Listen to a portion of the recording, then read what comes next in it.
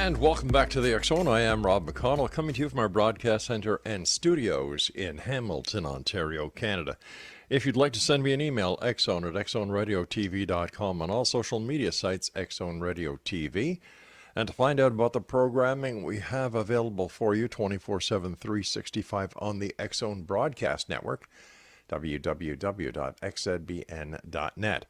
And we're coming to you around the world tonight on the Talkstar Radio Network, Mutual Broadcast Network, iHeartRadio, X Zone Broadcast Network, and on Simul Radio. And to find out about the X Zone TV channel on Simul Radio TV, simply go to www.simultv.com. X Zone Nation, my guest this hour is NOMAR SLEVIK. He is a professionally published author living in Bangor, Maine. His first book, UFOs Over Maine, was released in 2014 through Schiffer Publishing. His latest book, Otherworldly Encounters, was released in July of this year through Llewellyn Worldwide Publishing.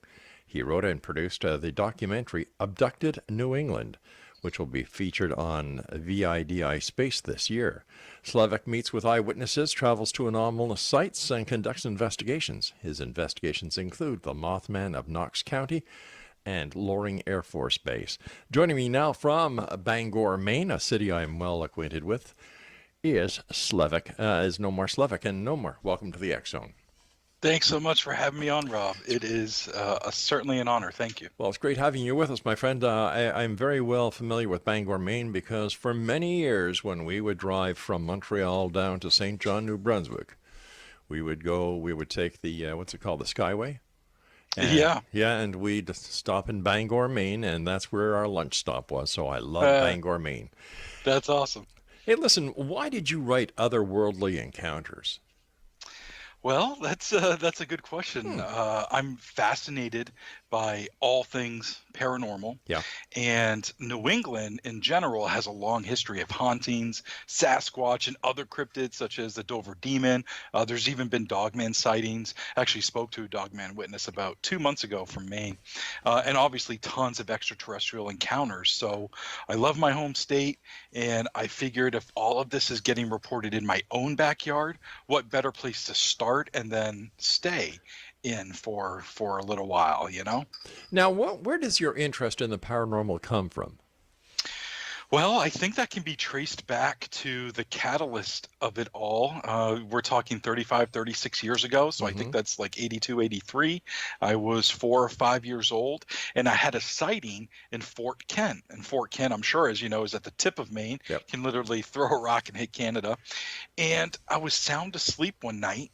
A loud clap of thunder woke me up, and I could start hearing the tapping of rain hitting my windows, and then I saw a flash of light. So I was like, ooh, a thunder and lightning storm. So I kneeled up on my bed, and I watched the storm, and after a moment or so, I saw this thick lightning bolt penetrate a cloud. I know that sounds weird, but if I were to ask you to draw a lightning bolt, you'd probably draw this thick, jagged yellow line, or maybe think of the charging indicator on your smartphone. Yep. And even at that age, I knew that you could only see lightning for like a very little amount of time, but it stayed there, hovered there, if you will. I kept hearing booms. There were these electrical arcs coming off of it, and I eventually drifted back off to sleep. I then woke up in the morning, went to the bathroom. When I was walking back to my room, I could see out my bedroom windows, and the lightning bolt was still there. I ran downstairs, I got my dad, I brought him up to my room to show him, and it was gone. I tried explaining what I saw, but he was kind of like, yeah, as if to say, you know, like, what are you talking about, buddy? Overactive imagination of a young man. Right, yeah. Exactly. But I think I must have been pretty insistent, because he did tell me that it did not rain the night before. So after hearing that, I actually got pretty scared because I didn't know what the hell it was. So about 2 weeks later, my mom and dad dragged me and my sister out of bed to witness the Northern Lights. And that was another phenomenon that I'm viewing in the sky at such a young age, and it's the only time I've ever seen it, and it was gorgeous and strange, and I think those two things taught me at a young age that the world is friggin' mysterious and weird and fascinating. But I was kind of hooked, but still scared. So I think that's the catalyst, and I also think it was the first time I ever saw a UFO. Since having that first encounter when you were a young man, have you had any UFO sightings since then? Yeah, I've had about 10 other sightings in my lifetime. I don't know if seeing, two weird sky anomalies at Hmm. such a young age subconsciously allows me to look up more than most. But I definitely see some weird stuff. So I tell people I've seen 11 UFOs in my lifetime. My goodness. UFOs are in fact real, and I can prove it. Proving it is simply by saying what I've seen are unidentified flying objects. Does not mean they're extraterrestrial. In the 50s and 60s and like Hmm. solidified in the 70s, UFOs become synonymous with extraterrestrial, and it's typically not the case. Out of the 11 sightings, there's probably two where I'm still really left scratching my head. I'm like, ugh, I don't know what it is. The other stuff could have been something else. I just haven't been able to identify them. Why do you think society, the majority of society, always associates a UFO with extraterrestrial visitation? I would probably say pulp culture. I'm no Hmm. expert on any of this stuff, but probably pulp culture has helped with that. I mean, look at all the sci-fi movies from the 50s, 60s, and obviously the 70s when True. Spielberg kind of hit it out of the park with Close Encounters, Hmm. and then you kind of get into my demographic when E.T. came out, and it's become an accepted form. You see something weird in the sky Yep. that's flying, well, it's probably E.T. Yeah, and ET made it socially acceptable to give somebody the finger as well. True. Um, those two UFO sightings that you yourself have had that keep you scratching your head wondering what it was. Can you explain them to us or tell us about them? Yeah, yeah. One of them happened in 2007, Hmm. and it was closer to southern Maine, the Freeport area, home of L.O. Bean, for any of your listeners that are familiar. Yep. And it was actually kind of interesting the way it happened. My roommate at the time, and still is to this day, is a skeptic. Hmm. So they came home one evening and like ran up the stairs and like slammed the door and came inside and were like, "Yo, there's something like weird outside. You got to go check it out. I'm sure it's right up your alley." Something like that. So I'm like, "What?"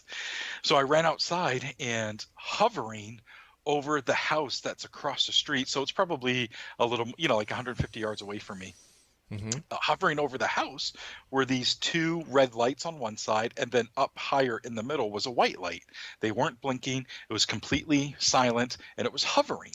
So I stared at it for a while. When I extended my arm out, it took the entire length of my thumb to cover the object. So that said to me that it was high and large or pretty low. And I had a Nokia phone at the time, 2007. I don't even know if there were smartphones then, maybe, but I didn't have one anyway. So I had a Nokia phone, took a picture of it, and all you can see is really just like a red streak with some black behind it. So Hmm. that wasn't much help. But I'm staring at the thing, and I would say probably after like 3, 4, maybe 5 minutes, it then diagonally moves up. So it ascends a little bit and then hovers again just for a moment, and then it takes off on like a level trajectory parallel to Route 1 in Freeport. So at that point, I like fumbled for my keys. I'm like, I'm going to follow this thing. So as soon as I hit the road, I lost sight of it. I'm mad at myself for taking my eyes off of it.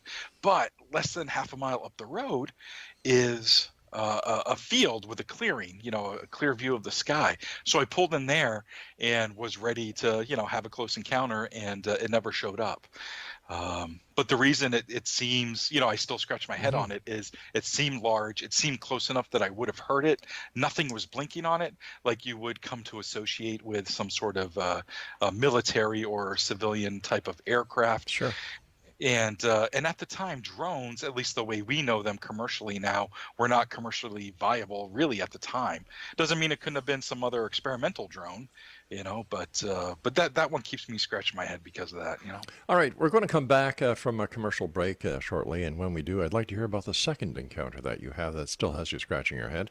The next donation, our guest this hour, is NOMAR SLEVIK, and you can find out more about NOMAR on his Facebook page, facebook.com/NOMAR NOMAR SLEVIK author, and that's NOMAR SLEVIK AUTHOR.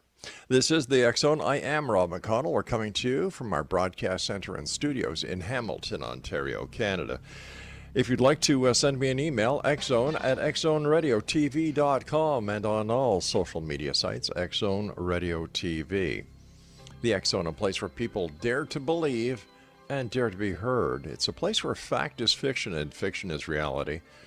And we come to you Monday through Friday from midnight until 5 a.m. Eastern, right here on the X Zone Broadcast Network and our broadcast affiliates and partners around the world. We'll be back on the other side of this break. Don't go away.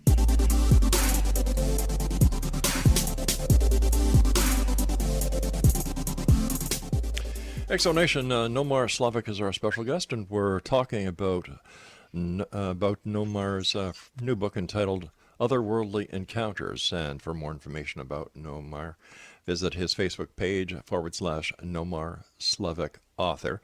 And his new book is published by our good friends at Llewellyn Publishing Worldwide.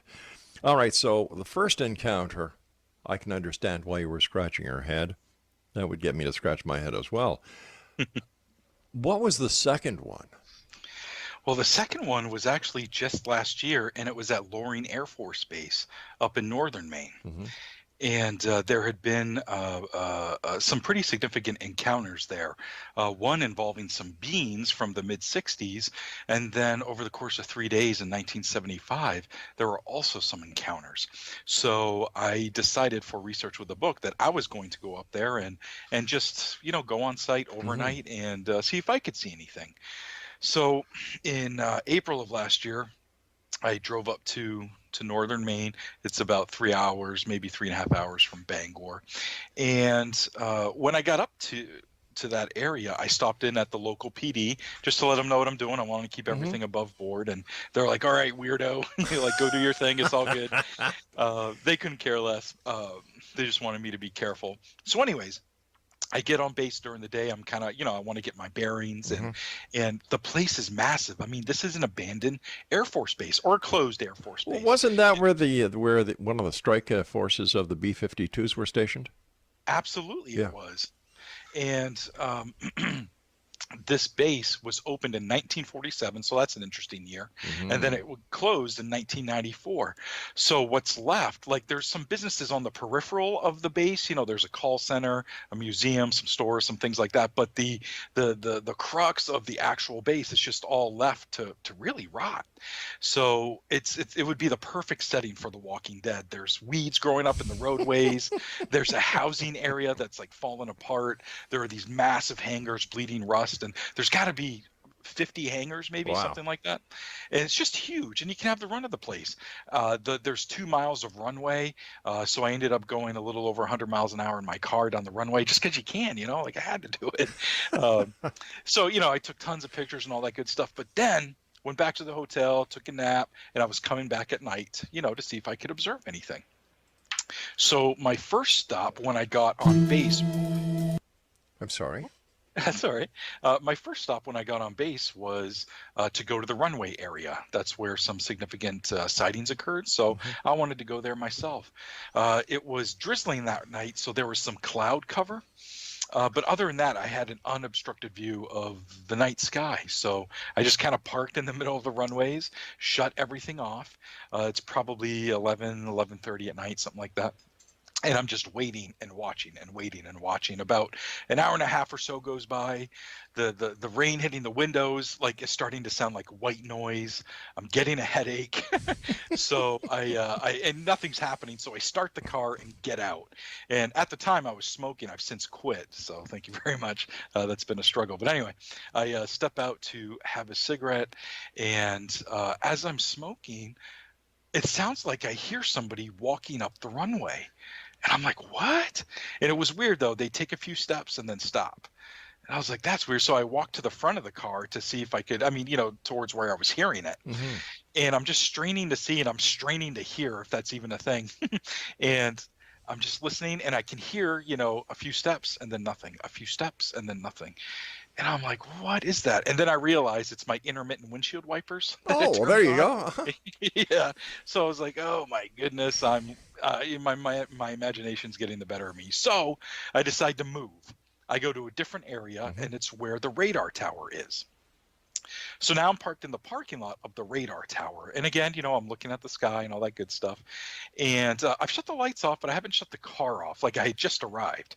And so I'm looking to my left. I look to my right. I look to my left again. And as I'm coming back, looking to my right, boom, there's a light in the sky right above me. I'm like, whoa, like what? And I'm just human in that moment, Rob. Like I have this gear next to me, night vision cameras, some other stuff, and I'm not thinking about any of it. I'm just like looking at this light in the sky. I mean, that's all it is.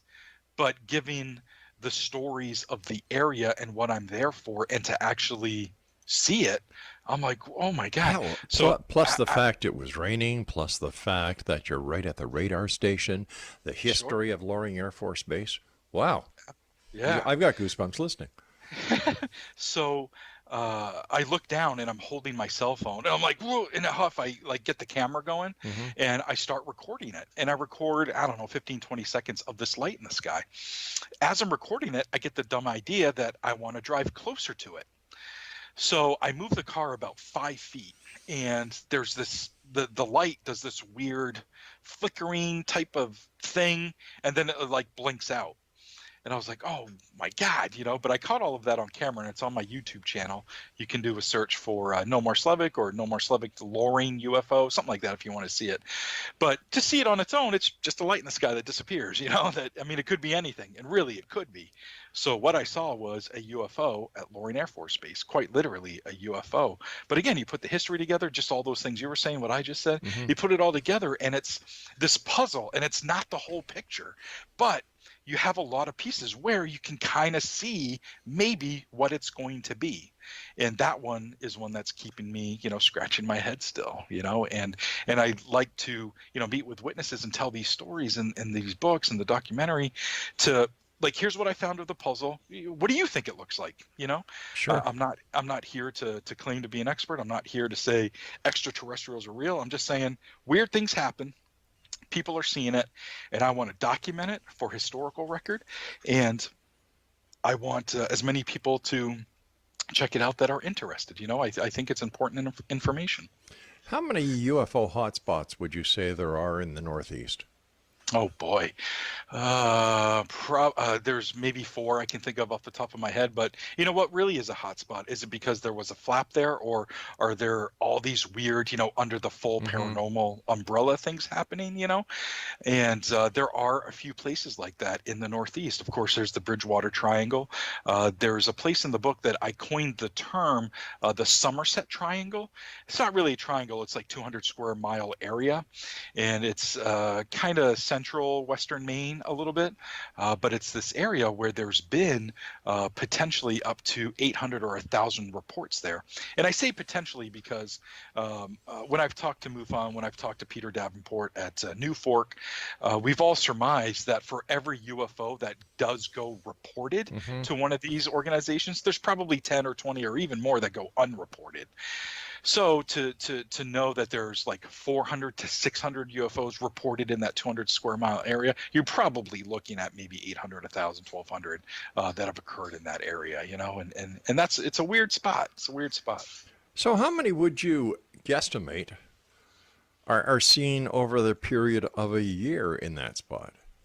Oh my goodness! Over the course of a year, given the estimation of Hmm. the non-reported, I mean thousands, thousands. People see UFOs all the time. Now, what happens, especially when you go through these MUFON reports or you're reading some of these little quips in newspapers or radio stations, their online presence has really beefed up, and they have like little news plugs as well. Hmm. And a lot of these stories are people seeing lights in the sky, and the radio station or the newspaper is reporting it as like a UFO / extraterrestrial encounter. But when you really are reading hundreds of these, thousands of these, you're Right. like, okay, they most likely misidentified something. Obviously, that's not the case in every case, but more often than not, people are misidentifying things. It could have been a drone. It could have been a planet. It could have been a helicopter. I don't know if you've ever seen a helicopter flying directly towards you in the sky when it has its nose light on, but it looks like a wobbling, hovering UFO until it finally banks or something, you know? Right. So you never know what you're seeing out there. Are they UFOs? Absolutely. Are they extraterrestrial? Probably not. How many witnesses did you speak to about their experiences while researching your book, Otherworldly Encounters?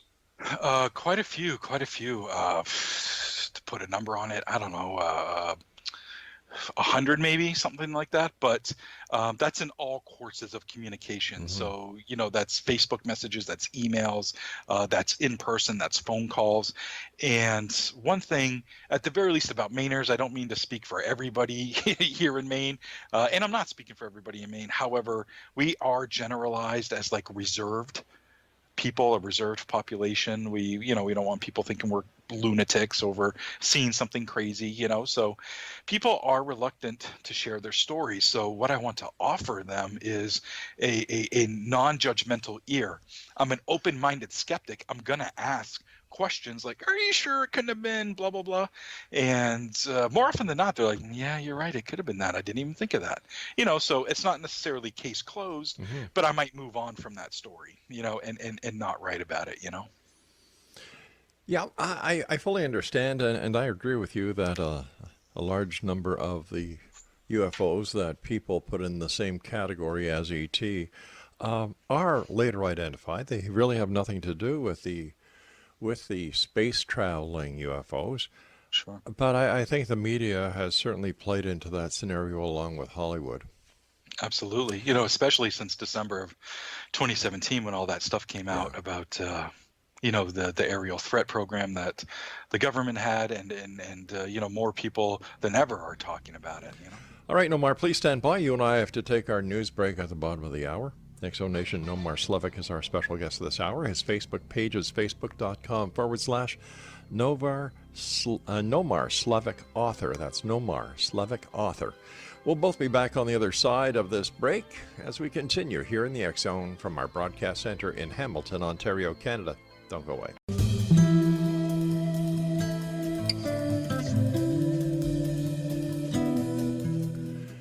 Nomar SLEVIK is our guest. He is the author of Otherworldly Encounters on Facebook. Nomar SLEVIK author. That's Nomar SLEVIK author. I understand that you have a theory or a hypothesis on the creation of crop circles. Well, I don't know if it's really a theory. You have thoughts, and thoughts are just what they are. But I certainly think that it's possible that that extraterrestrials are involved with making them. I definitely do not think that all crop circles are man-made. I think that's ridiculous. I definitely think a lot of them are, though. But that's really all it is, though. It's nothing earth-shaking at all. Well, you never know unless you ask, right? That's true. Okay, in your book, Otherworldly Encounters, you covered UFOs. What else did you cover in your book? A bunch of different things, but yeah, there's a story of a Mothman-like sighting that happened in Camden, Maine. And Camden, Maine is a small little coastal town in eastern Maine. And in 2001, October of 2001, there was a gentleman who saw something pretty weird over there. And I don't know if you're anything like me, but I'm a huge fanboy of all things paranormal. I watch a lot of television shows that are like a guilty pleasure. I'm a huge fan of horror movies. The more supernatural, the better. And I'm also a big fan of Mothman. So while I was writing the book, I was thinking, man, I wonder if there's ever been a Mothman sighting in Maine. No one's ever come to me. So I just Googled Mothman, Maine, and to see if anything came up. And something came up. I was like, what? And all I kept seeing was this headline, Mothman-like creature spotted in Camden, Maine. And I kept seeing that, but there was never anything linked to a full story of it. So I have a fellow author and friend and researcher. Her name's Michelle Solier, and she was actually able to track down a name for me. So I looked the guy up on Facebook, and after like numerous attempts with people with the same name, which was a bit awkward sometimes, um, I found the guy, excuse me, and he was willing to talk about the encounter. So this happened again in 2001, almost 35 years to the month Wow. of the original Mothman sightings in Point Pleasant. So I thought that was fairly synchronistic, you know. And the witness does prefer to remain anonymous. I wrote that in the book, so I gave him an alias of Robert Osborne, and he was 17 at the time, and he was walking home early one evening. It was probably 6 p.m. or so. And he was walking on Washington Street towards his apartment building. And Washington Street starts right at downtown Camden, Maine, and it goes all the way and for miles into the town of Hope, Maine. And he lived just about a mile from downtown Camden. So as he's walking, he's hearing like this chirping, squeaking type of sound, and he thinks it's a mouse, but it's kind of loud, so it must really be underfoot, and he's looking down, not wanting to step on it. While he's looking down, he sees this shadow, a large shadow, on the pavement go by, and he knows that it's something above him, so he immediately looks up. And when he looks up, he sees this odd humanoid looking thing with a huge wingspan fly over him, and it's making that sound. He said the body was about 4.5 feet long with these large bat-like translucent wings. He said it flew right up over the apartment building that his parents lived in. And as it did it, he said, he got a good measurement of the wingspan, because it said it went from one side of the eaves to the other side of the eaves of the building. And when I was down there and checking it out, that measures about 25 feet in length. So you're talking like Cessna type size wingspan, you know, that's huge. So he said it, you know, flew off into this marshy area behind the building. The marshy area is like less than a quarter mile behind the building. And he talked to his friends and family about it. And it's not like they didn't believe him, but they're like, you probably saw something else, man. Like, you know, and, you know, like a turkey vulture, sandhill crane or something, both of which can be found in the area.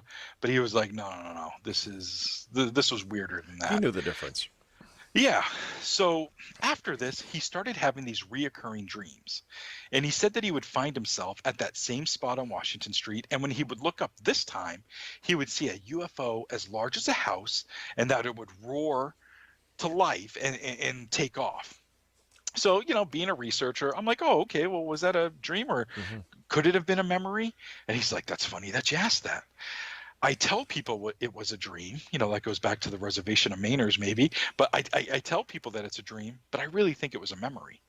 Well, now you've got some more synchronistic aspects with the original Mothman sighting, where you're having some concurrent themes there. Mothman, you know, a weird creature being sighted along with the UFOs. So kind of interesting, you know. Do you think there is a natural connection between these flying unknowns that seem to have some sort of life form of its own to the connection of a UFO sighting?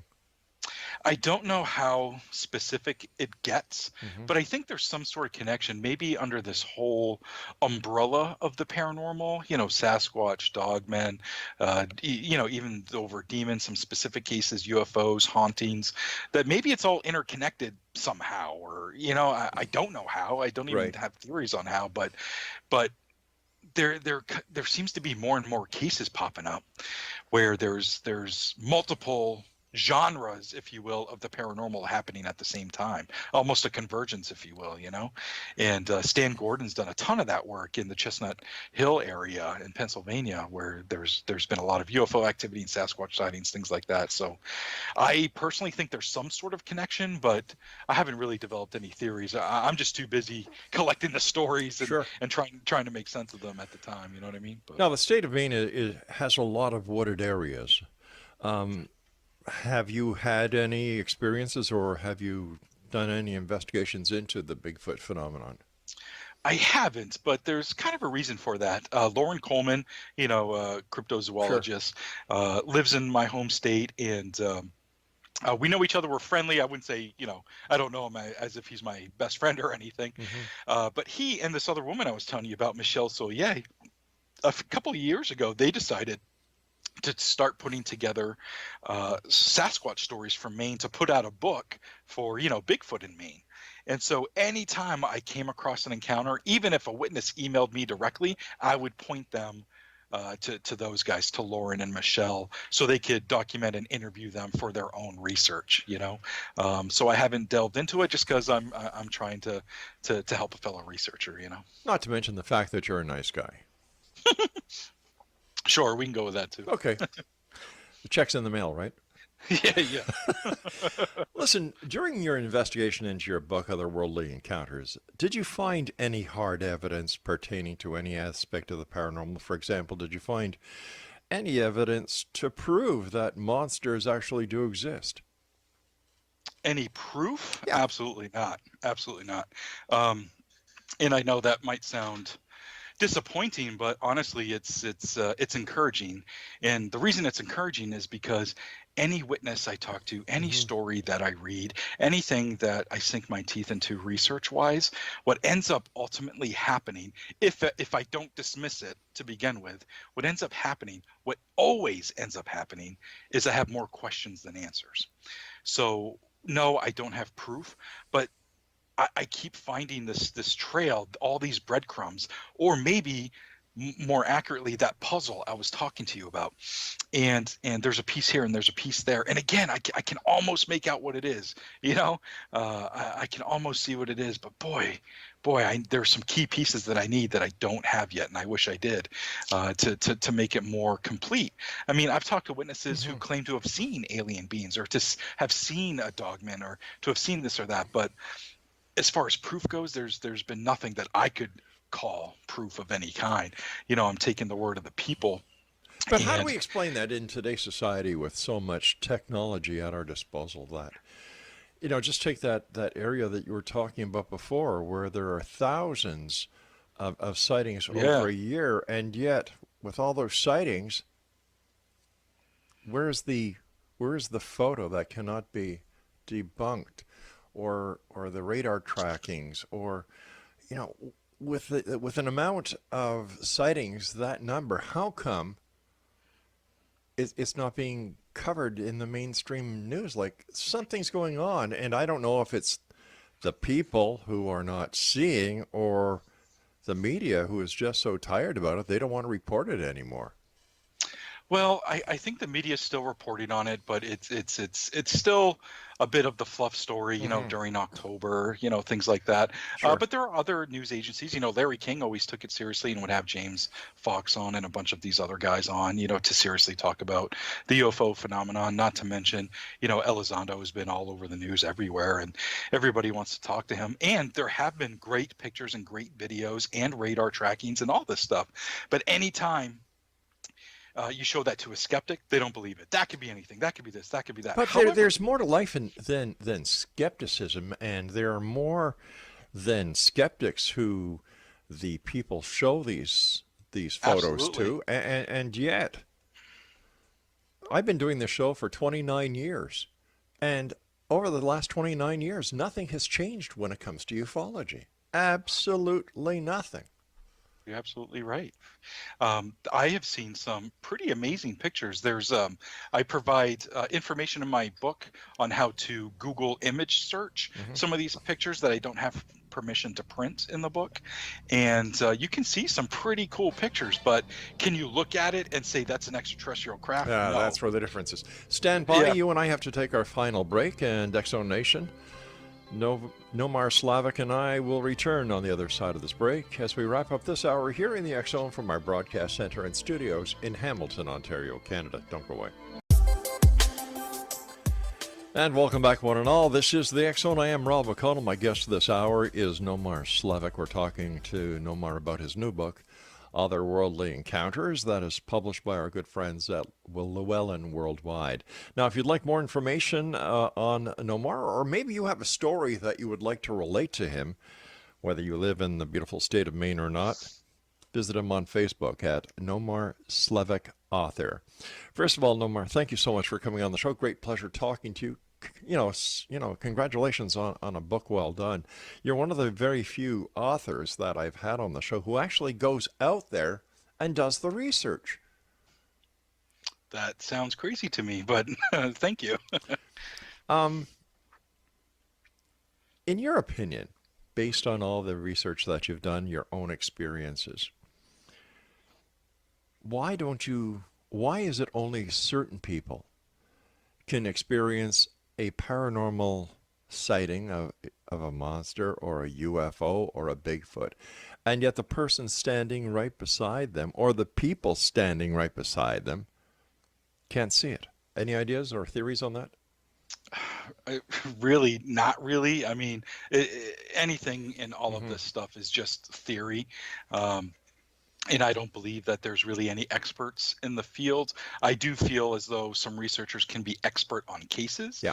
because they've decided to hold on to a case, their whole life, and that's been their life's work, and that's great and everything. And so you're an expert on Roswell or whatever. And so, I would say Stan Mm-hmm. Gordon's an expert of the Chestnut Hill or the Chestnut Ridge area.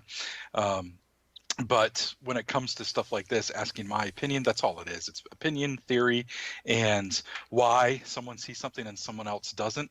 Maybe they just didn't look quick enough, or maybe it has to go back to that paranormal umbrella where everything is interrelated, and for some reason we can only see it sometimes, and maybe that other person who didn't see it could see it if the scenario was slightly different. I don't know if that makes sense, but who knows what's happening? But we're seeing these brief glimpses of things, and is that a parallel universe? Where there's just a quick bleed over, and that's what we're seeing, or are these interdimensional beings, and some people are quote unquote attuned to Exactly. it, or not? I don't know. I don't know. But like you were saying, someone sees it, someone doesn't see it. That does happen super often. So it seems like maybe there's something to it Mm-hmm. along those lines that I was just talking about. Yeah, it is strange, and there are so many questions out there. One of the questions that I like asking UFO researchers like yourself is, do you think disclosure is imminent? And do you think that the governments of the world are suppressing the information that they may have on the UFO phenomenon? The way I currently think, Mm-hmm. because my opinion changes with the wind, Hey, mine too. um, I don't think disclosure in the way that ufologists want to see it is ever going to happen. Where the government's coming out and be like, hey, y'all were right. It's real. Like an Independence Day or something. They're coming. Crap, it's real. Um, the what was the other part of that question? I'm sorry, I got caught up in Independence Day. Yeah, so did I.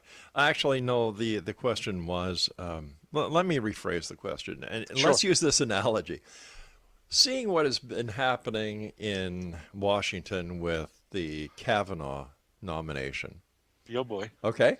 Can you Yep. can you just imagine the Democrats and the Republicans discussing whether or not Okay. the disclosure should happen? And I wonder what the FBI would do then if anybody would say, "Well, we need to call in the FBI to see to do the investigations."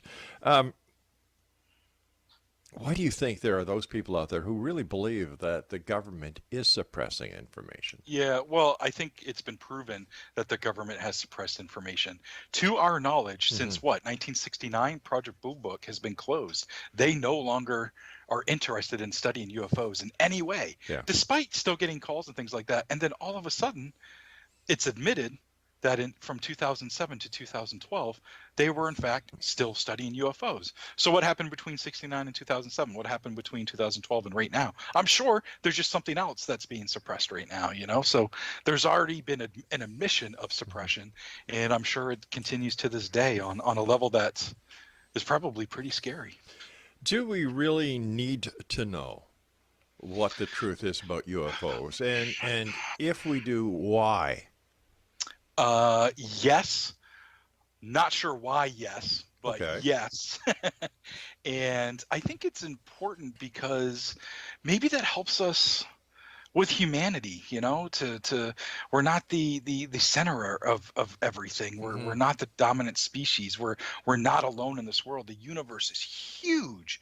I mean, it's so arrogant to think that we're alone and nothing is more advanced than us. You know what I mean? Sure. And to me, that's, I don't know. It's kind of sad. Maybe it's a little bit wishful thinking or something. I don't know, but I do believe that aliens are real, and I do hope they're coming here. But have they been coming here decade after decade just to study us and abduct us and probe us? That seems a little off to me.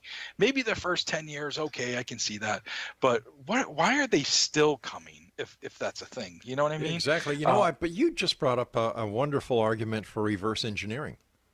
Sure. Yeah, Absolutely. that's where colonoscopies come from. Yeah.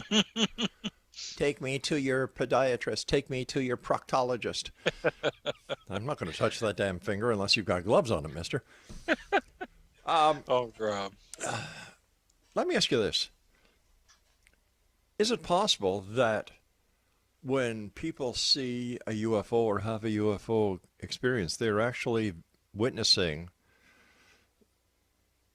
a time displacement, that what we believe are UFOs from extraterrestrial galaxies or faraway galaxies or universes are actually from our future that travel back in time to, for some reason or other, I haven't figured that one out yet, but is it possible time travel is involved?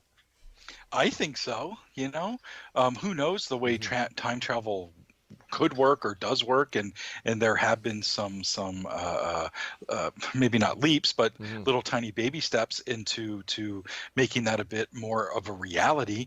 But who knows? Or maybe it's a different plane of existence, and there's all these multiple universes, Yeah. and time is irrelevant at that point, and they're really just able to kind of step in, be like, oh wow, look at this, and then step back. But yeah, I think that's totally possible. And I have sat up at nights thinking about that possible theory. There's actually a story from, the 50s. I haven't read this story in a long time, so I'll probably butcher some of this. So you got some really smart guys listening. I apologize right now. But in the 50s, there was some sort of sighting with this kid, and he was, walking down a dirt road or whatever, or was walking home, and he sees this UFO. And I believe he described it as this like silver disc, and it was very low. I mean, we're talking like 30 feet, 40, 50 feet in the air, something like that.